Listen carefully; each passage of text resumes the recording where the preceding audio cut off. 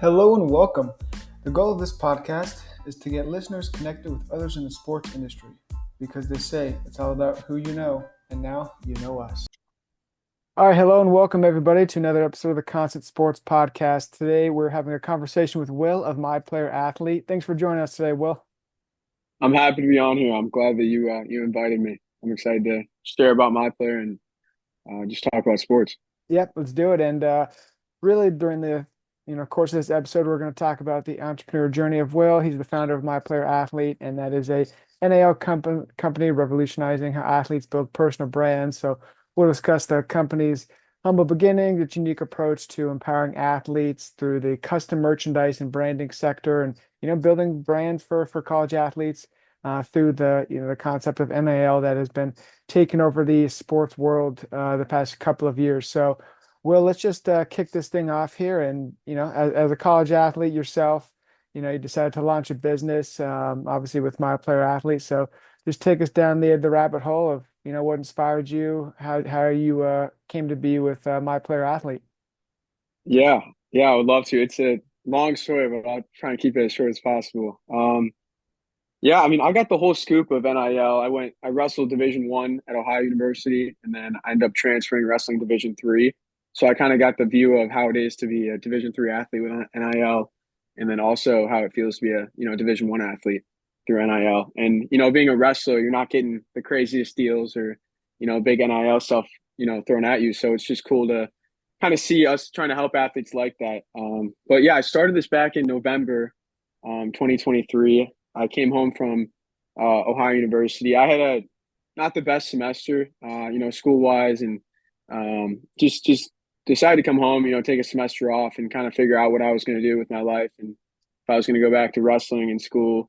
And so when I came home, I really loved graphic design. I had been the social media director for wrestling at Ohio University. I helped them, grow their wrestling platform and Mhm. make graphics for my buddies growing up. I started a Barstool account for my high school, back in high school. So just, anything that I could get my hands on, like graphics wise, I was always just trying to do new things and figure it out.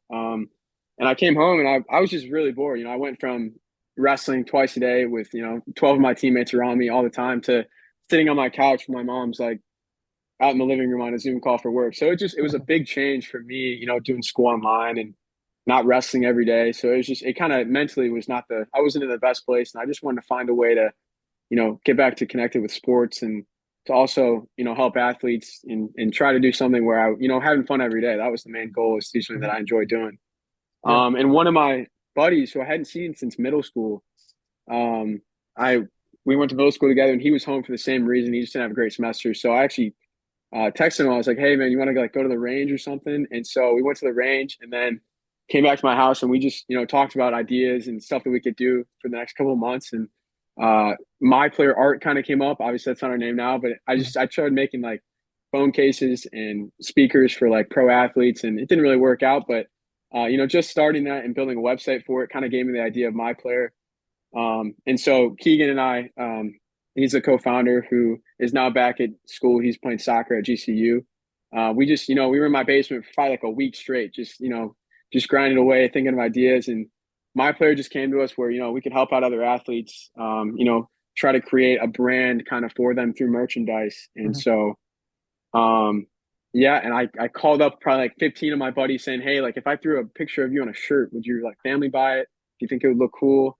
And so after reaching out to them, getting their input, I decided to come up with my player where we help athletes build their brand through not just, merchandise, it's through, 10 to 15 graphics. You can do golf balls, polos, hoodies, quarter zips, t-shirts. We really wanted to like take what people have made with merchandise and take to the next level. And especially targeting sports that are often overlooked, Mhm. especially like wrestling, gymnastics, softball, and I mean every sport. And it's not like we're going to fade away from football and basketball and kind of sports that are get a lot of motion, but it's just about trying to help these athletes out, build their brand. And so it started off with the first, couple of athletes reaching out and trying to figure out what we could do. And um, from there on, we had 10 of my buddies sign up who I kind of had to convince them very hard for them to sign up. And it was just cool to have them do that. And now looking back on it, we just hit 1,100 athletes, knowing that those first 10 were like my neighbors. Like people that I grew up with, like other teammates. So I'm really thankful for them to be able to help me out and to get to where we are. But that's just a brief, super brief story of it all, and I'm excited for the rest of this podcast. Yeah, no, for sure. And I love the breakdown there. And it's always good to kind of get an overview before we dive in deep. And great stuff to kind of hear the journey, kind of the elevator pitch, if you will. And speaking about, NIL obviously being one of the bigger reasons that this would be possible, to create, merchandise and athlete branding. But as you've seen, I guess being in the NIL space and with the personal brands, how does what are some, I guess, some reasons why players should focus on their personal brand? Because I feel like you see, you know, I don't know, people come out and say like, oh, they got to focus on their sport or they got to focus on this and that. But really nowadays, there's a big push on every athlete having a personal brand and having a voice or whatnot. So, how and why do you see that being effective in the future? I think one, it's super cool and it's super fun. And a lot of these athletes kind of forget, or they know, but you only have a certain amount of time in college sports. Mm, Your athletic career is going to come to an end at one point, and after those couple of years, you just want to be able to do everything that you wanted to do. And building your brand is something that now that you have the opportunity to do it, I don't see a reason, why not to go out there, put your name out there, because you never know after sports end, you might get, a job because of that. You might get, grow your brand just because of that and be able to do a lot more. So I think it's really cool to have that opportunity and for them to take full advantage. And especially, when I was first at school, you didn't have the NIL. So my second year, I was able to kind of see the whole change of it. And I'm kind of mad that I didn't, join up on more deals. That's probably my biggest regret when I was an athlete. So I think it's super cool what's going on. yeah, no, I couldn't agree more. And I think it's fun to see, and it's also important for athletes and I guess just individuals in general to kind of have your own brand. And it's really like a live resume. I like to say it's not just a piece of paper, right? People can go on your website or your portfolio, whatever it is, and be like, okay, yeah, Will does X, Y, and Z, like before you even started my player, right? You said you had a kind of a barstool account with high school and have like these living things, obviously to show people and kind of promote yourself and produce different content is in my opinion, never a bad thing. So that's kind of why one of Yeah. the reasons I love NIL, kind of as you were alluding to, that it's just so much more beneficial in more than one way. Yeah. You've seen a lot of these athletes with, not a lot of following or not even the star player on their team, but they're able to grow their social media and be able to do cool brand deals. And, it's just really cool to see that all these athletes are able to do that now. Yeah, Um, 100%. As you talked about, you wrestled D1, then you wrestled at D3 level. What, in your opinion, kind of the difference in NIL markets and sectors and merchandise, is maybe influx or different from a D1 level to D3 level, or is there not one that you've seen?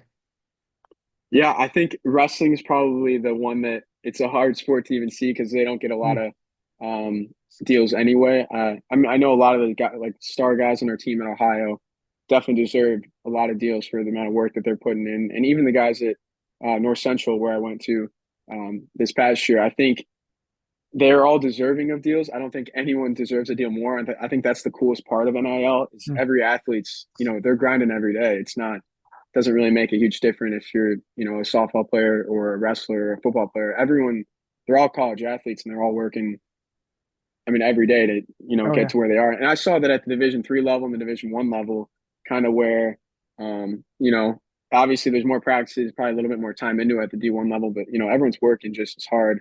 Mhm. But I definitely saw at Ohio and D3 at North Central, there was no like NIL isn't even really talked about at North Central. So like there's not even a lot of stuff that anybody would even bring up. I honestly didn't even hear the words NIL when I was there. But looking back at Ohio, they definitely tried to, push it on you and tried to help you out. So that was cool that the school was doing that. But yeah, at Division 3 level, there wasn't much talk of NIL at all. I guess it's kind of seen as like a Division 1 thing. You have to kind of um, grow your brand on that level. But I think that's what I love doing at the Division 3 levels, helping these kids out, and it's super cool to see. Yeah, no, yeah, obviously, and agree. Like with what you said with the Division 3 level and even Division 2, obviously, and there's so many, Yeah, FCS, NAIA, NAIA, and all those levels, and really, it's building the brand, like we said, and moving forward. And on the business side of things, as you've created my player athlete with, like you said, over 1,100 athletes. Dive into kind of the approach on merchandising and branding, why, merch and that type of thing opposed to another sector. Yeah, I guess the reason I went into all this is because I wanted to find something that I guess I really loved doing. I don't want to do something that, I wasn't good at or didn't like doing because then it would just kind of be a waste of my time. And I wanted to find something where, I love doing it every day and I'm helping other athletes out. And Mhm. so with these designs, I just saw a huge open market. A lot of these NIL merchandising companies, they do like one graphic or they do like a t-shirt and a hoodie, or they really focus on the school. So what we want to do at My Player is really focus on the athlete. I mean, that's the person who these parents are supporting, these families are Yep. supporting, and so we kind of want to make it all about the athlete. And that's through logo design, nicknames. We have a lot of fun nicknames we get to Mhm. use, and cool graphics where it's not just like a bunch of photos on the shirt. It's kind of a clean style of their brand getting multiple graphics. I think that's just really cool, and I saw that opening in the NIL market, especially in the merchandising sector. So I was just really excited to um, create these graphics for Mhm. them. Yeah, love to hear it. And just off the top of your head, not sure if you would know this, but as far as kind of popular, unique custom products that you mentioned, golf balls, t-shirts, designs, what are some of the most popular, in the space? Yeah. So I mean, it's definitely t-shirts are number one. I mean, Mhm. everyone just wants a t-shirt, but we have a lot of golf balls sold. I mean, it's fun to see, your kid or your roommate even or your cousin with their face on a golf ball. So I think that's just super fun that we can do. And then hats are really popular. And then we do kind of Okay. like vintage style clothing, so people really like that. And yeah, it kind of depends on the variety of people that are buying. Obviously, Mhm. this is meant for the parents and the family, but past coaches, relatives and friends. So we get the whole sector of purchases. But I think golf balls are definitely one of the coolest. Yeah, no, for sure. And it's always good to, launch your friend 350, via a golf ball or what have you. So that's fun, Yeah. fun stuff there. As you guys move forward in creating more personalized merch for the athlete, is it what is, what does it look like? I mean, using the school's licensing, using other brands or I guess player logos, maybe walk the viewers and listeners kind of through the licensing world, if you will. Yeah. I mean, when we first started, I met with some people from Influxor, who is a Mhm. great NIL company who are really helping athletes out. And I met with a couple other kind of NIL companies. And I wouldn't say I was advised to not go for the school and to get the licensing, but Mhm. I really just wanted to try and find a way to get these athletes their own brand. A lot of these other companies, it's about the school, and there's nothing wrong with that. I just think trying to do something for these athletes that's personalized to them. I think a big thing is my like grandparents have so much Ohio gear, but like that kind of means nothing to them now. I was there for about a year, and so he's not going to go wear an Ohio shirt. But if he had something where it's, Collins with me wrestling on it or, my weight Right. class, I think that's like a legacy kind of shirt that he can wear whenever. And so it's not just like an Ohio based shirt. He can wear that out and say, I used to wrestle or whatever. But I think it's super cool to kind of have that experience for these athletes. Yep, I agree 100%. And it gives, like you said, kind of a lifelong, purchase journey for that singular Yeah. purchase going forward and family and friends and, just having that apparel is really cool. And as you've, scaled this business from zero to what it's at now, talk to the, I guess, the entrepreneurs listening, what it's like scaling a business from, the basement to where you guys are at now. Yeah, it's definitely crazy to think about and to look back on. But I think the biggest advantage that I had was I didn't really tell anybody or nobody told me like, the percentages on like how many businesses fail in the first year, like the odds of you profiting, the odds of being successful, getting more athletes. So I think that really helped me. I think just not knowing how like it's not likely that your business succeeds. Mhm. I think just going for it and using the people around you. I have so many great advisors and people that are so supportive with me doing this. So I think that was a huge gift that I'm able to have. But I think just really going for it. I think finding something that you love is the most important thing, and then finding something or the why you do it. I think the why is the most important thing every day. So for me, it's helping other athletes out, helping my friends out that don't get reached out to my merch companies, and that's my favorite part is being able to create designs for old roommates, old teammates, people that I'd grown up in high school with. So I think that's probably the best part is find something that you can connect to your own world and what you're good at, but also something that you enjoy doing every day and you have a reason to do it every day. Hmm. But yeah, I could go into so much detail, but I love the whole entrepreneur. I didn't even picture myself as an entrepreneur, but just kind of But you happened. are, yeah. Yeah, Is well, and yeah, that goes to show, kind of building the community and fostering those relationships between, family, friends, like you said, old friends, right? Old acquaintances and things like that. They're all kind of full circle moment there. And as you see the NIL space evolving here in the next few years, and obviously not just NIL, but pro athletes and whatnot, what trends do you see in the merchandise space moving forward? yeah. I mean, obviously, my player, we want to be the best at doing merchandise. But I think the cool part about it is, we don't really want to be the best. We want to be different, and I think Mhm. that's where we really stand out. And you can try to be the better than everyone every day, but you can also be different, and that's way better than getting ahead of everyone. But I think it's a huge open business. I think it's especially in the NIL world, it's the Wild West out there. I don't know what's going to happen in the next couple of years, but as far as merchandise goes, I think just being able to build these athletes' brands and really connect with them outside of the merch, being able to help their even followers grow through merchandise, even help their brand grow just through after school ends, maybe through a job or something. But I think there's a lot that merchandise can do that isn't really looked at like that. It's just people think it's just a T-shirt, but there is a lot to it that you can use with their name and their nickname. So, Mhm. um, Yeah, no, I like it, yeah, and it makes a lot of sense. And I was just curious as far as the kind of the apparel side of things, and ensuring the quality while scaling, right? I'm sure that's might have changed a few times, but you mentioned you never kind of saw yourself as an entrepreneur, but now you're kind of boots on the ground, working with yeah, suppliers possibly. And so, what does kind of your day to day look like? Trying to find the t-shirts, the manufacturer, and all that. yeah. When we first started back in November, the big questions were, how are we going to make all these graphics? What are we going to put them on? Like, what are we going to put the graphics on? So, Mhm. reaching out to manufacturers that first couple of weeks, finding the right people to do that, having high quality material. Because at the end of the day, revenue can go up all the time, but if you don't have happy customers, it's not gonna be sustainable. It's not gonna continue going up. So the most important thing is keeping the customers happy, and that's through the best apparel that we can find and that we can use, and then also the graphics. We pride ourselves in having the best graphics in the game, and I think that's one thing that we want to keep going moving forward. Um, but as far as the apparel goes, we've definitely had some hiccups here and there. Finding the right quality. It's hard. I mean, just trying to Oh yeah. figure out if you want to use a thin hoodie that costs like a certain amount of money or a thicker hoodie, if you want the sleeves to be like 1.5 inches or like 1.4 inches. So there's so much that I had never done before in my entire life. And the amount of clothing, every time I go to the store now, like even at like Feeling Dick's everything. or something, I'll go look at the tag and see what the material is or like what the brand is. And everyone's always like, what are you doing? But it's like kind of just, I love doing that just to see, how can we make our material better every day?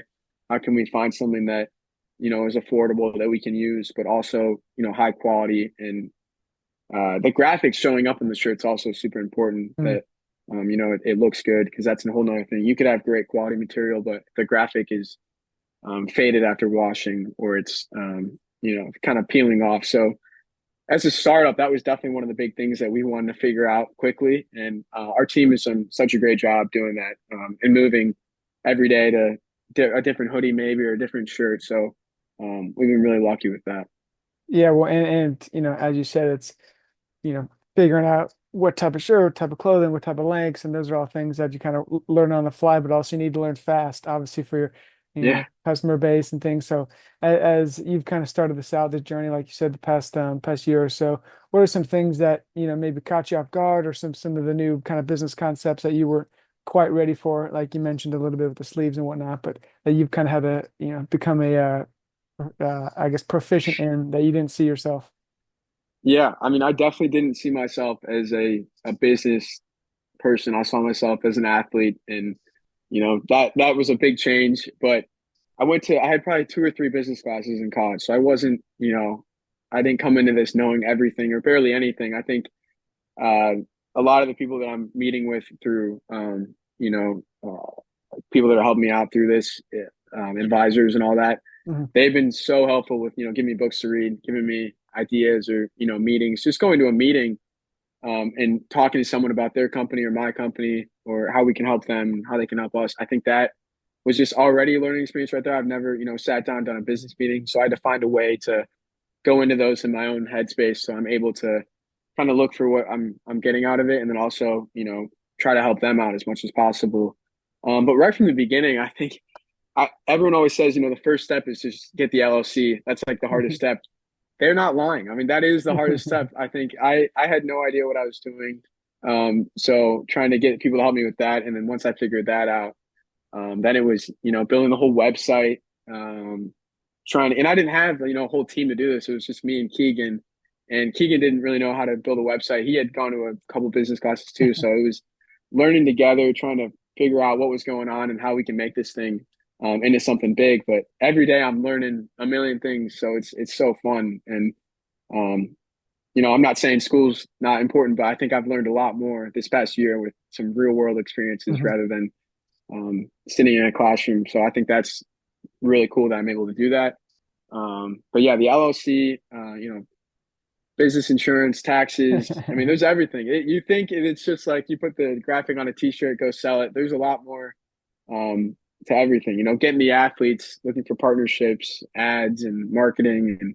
And, but that's one thing that my player is super we've only spent probably a couple $100s on marketing to date. I mean, we really like the factor of word of mouth. I think Mhm. we don't want to lose that coolness factor. So we just want someone to see the shirt and share it with their friends or family. I think that's kind of leads to a lot of our success is we didn't want to push a bunch of ads in anybody's face or really do a lot of marketing. I think just being able to help these athletes and then when their teammates see it or whoever sees it thinks it's cool. And so that's kind of where we wanted to move. Yeah. Right. Well, and obviously smart move there, but with merchandise, you got certain athletes wearing, Mikey or whatever, basketball. I Yeah. mean, it kind of speaks for itself. Like that is the ad essentially, right? That is the marketing campaign when the players are wearing it, and then everyone's saying, "Hey, Jimmy, where'd you get that shirt?" And then yada yada yada. So yeah, smart move there. I love the word of mouth, and that's obviously, when it comes from, you know, personal experience, someone saying like, "Oh, I enjoy this," right? That's gonna go a lot further than just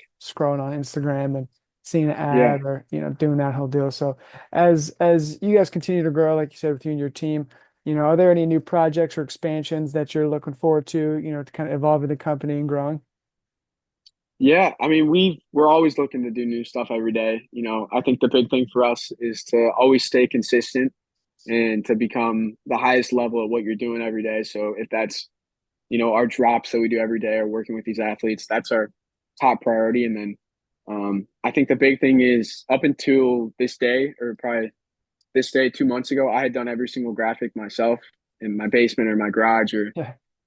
sitting in the car. I had another job, so sitting at work or even at the gym, I would just be sitting there on my phone or my computer doing graphics all day. So that was the number one priority of how can we figure out a new way to do this where I'm not, taking off a couple years of Full-time my life graphic. just from some, yeah, yeah. I definitely lost uh, a couple of years of my life just from sitting there doing graphics. But the big thing for us was, find a way to get other designers involved to continue the brand, but also keep the graphics as cool as possible. And so we've kind of built out a team of designers who are like amazing. They've been unbelievable these past couple of weeks, and just being able to work with them every day is probably my favorite part. Being able to help these other designers out, and they're all, working other jobs or they work with a other NCAA school or something like that, where they have like 20 hours in a week that they can do this. And I think it's super cool because one day you're working with a tennis player from Texas, and the next day you're working with a wrestler from like Edinburgh. So it's just super cool that you can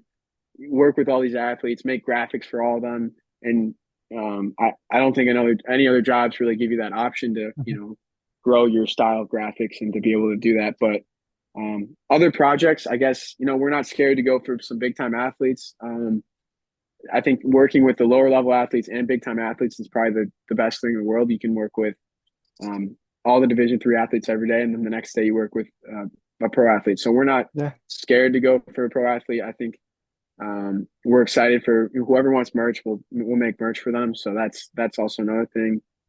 Um, yeah, and I guess there's some other stuff that we're working on that we're really excited about that hopefully I can share about in a couple of weeks. But just staying consistent and making sure that we're doing everything that we can to stay on top of everything and keep our graphics to the best they can be. Yeah, love to hear it. And as as you continue to grow with the amount of athletes you on board and the team continues to grow, what I guess staying true to your core mission and your why is important, obviously, but when you're scaling, obviously that becomes more increasingly difficult because you have more hands on deck, you have more people to take care of. So, as you continue to grow, or the company, grows as well, how do you plan on kind of staying true to the mission, of your company, empowering athletes at every level, and all that?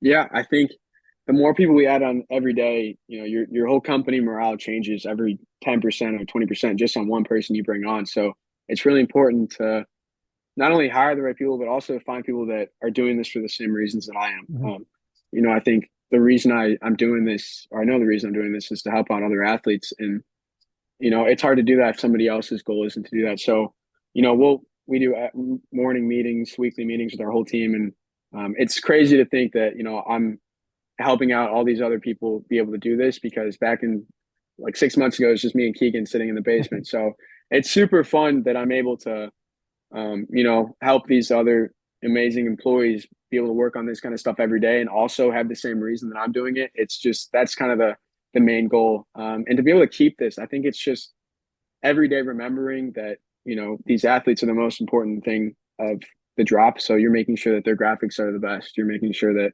their clothing gets laid out the right way. They're making sure their collection page looks good. Mhm. Their Instagram is tagged the right way. I know it sounds Right. dumb, but just little stuff like that, and making sure that the athlete is the number one priority. And if we're able to do that every day, it's super easy and super fun to grow. Mhm. Well, no, and it kind of, speaks to the concept of getting the right people on the bus, right, and making sure it's going Yeah. in the right direction as you build the company and also onboard athletes and all that good stuff. And as we kind of start to wrap up here, what are your thoughts for and advice for athletes and entrepreneurs that are kind of in a similar journey or want to go down a similar path as you?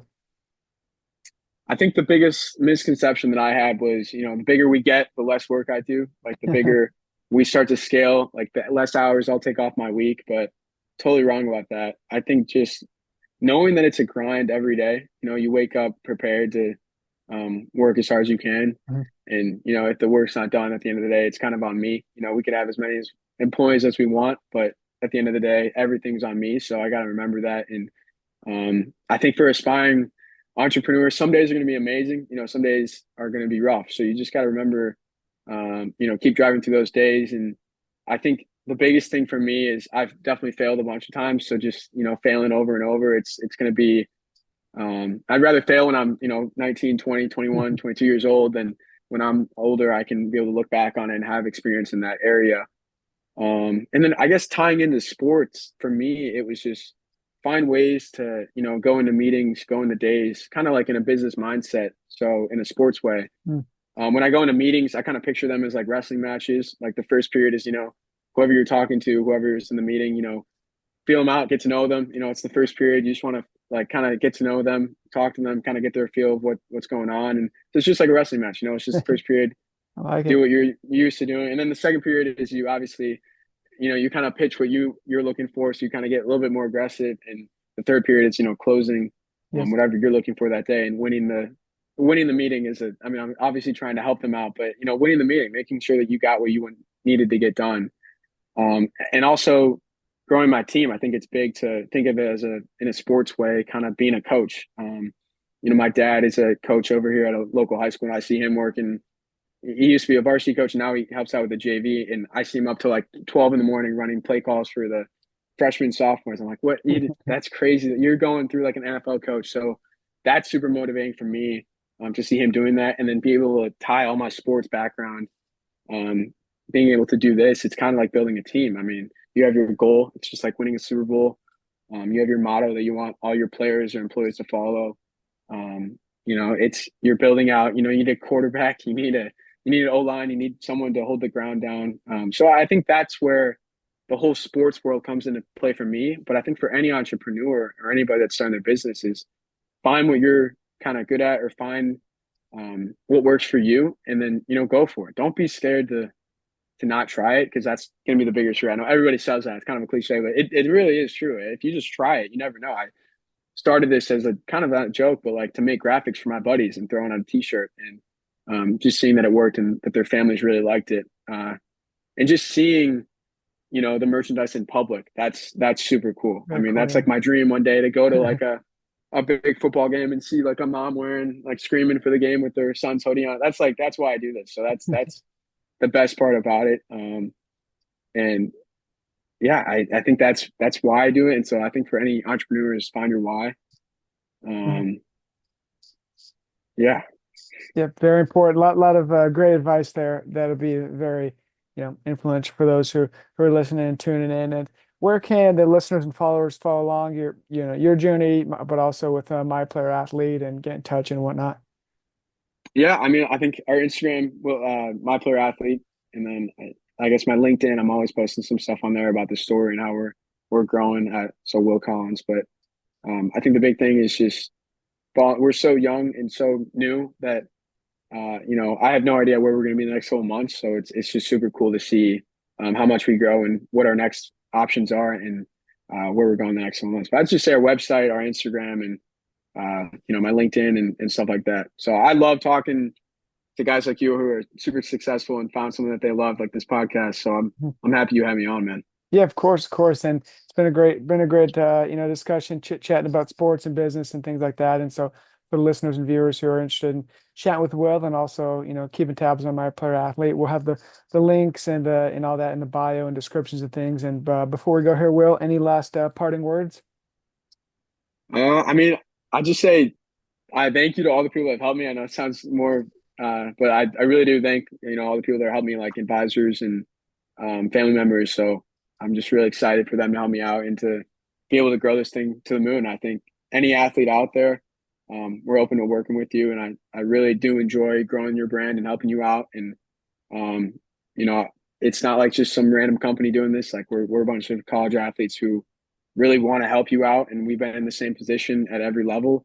And all these graphics are made by hand, so we're working hours and hours to get these graphics done. Yeah, I mean the first 700 athletes were done on my iPhone, so just being able to say that we don't have to do that anymore is super cool. But yeah, I just appreciate you having me on here, and I'm really excited for the next couple of weeks with all these athletes. Yeah, of course. And thanks for joining us today. And for the listeners and viewers, this has been another episode of the Constant Sports Podcast. We had Mr. Will Collins on today from My Player Athlete, and we learned about his journey creating a business, scaling it, and taking over the merchandise world. So thanks again, Will, and we'll see you guys next week.